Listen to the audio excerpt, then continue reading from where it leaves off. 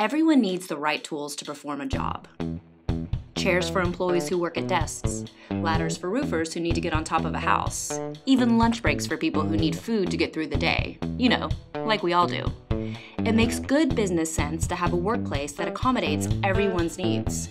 And laws like the Americans with Disabilities Act, the ADA, and the Rehabilitation Act are there to make sure workers with disabilities are accommodated too.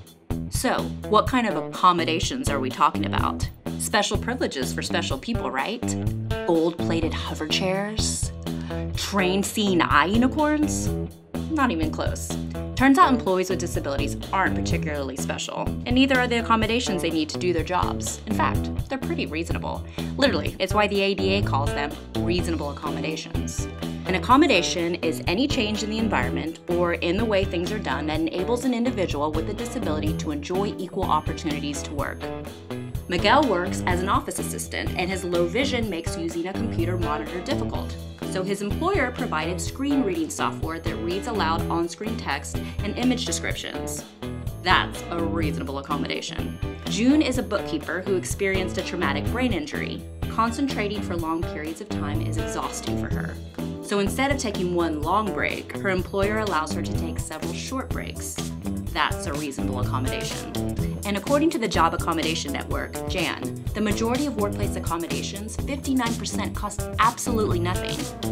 But if there is an expense, there are tax credits and other incentives out there to support businesses in creating a more accessible workplace. So how do you go about getting a reasonable accommodation?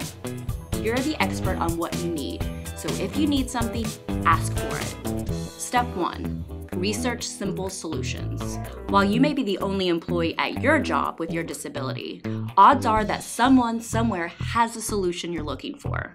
Resources like JAN have whole catalogs of useful real-life solutions to learn from. Step 2. Notify your employer. Notifying your employer of your need for an accommodation starts the process, whether you speak with them or send them an email. You may need to provide a medical letter or other documentation if requested. You do not need to tell your employer everything about your disability, just how it might affect your job duties.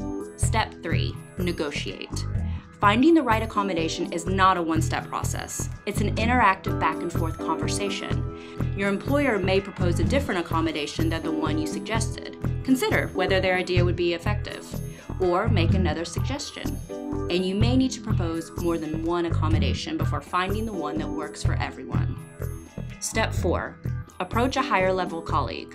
If your employer rejects your requested accommodation without making an alternative offer, or if your employer refuses to discuss your request, communicate your request to a higher-level individual, like your supervisor's manager or the HR department. It is a good idea to keep notes about who you spoke with and the date. If all else fails, there's step 5. File a claim.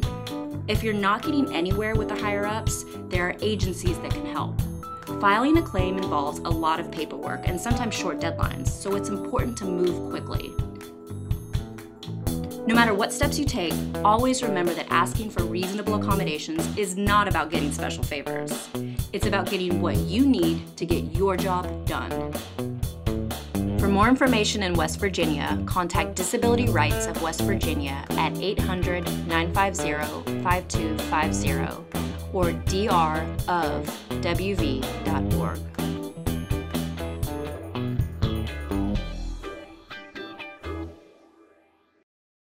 Produced by Rooted in Rights.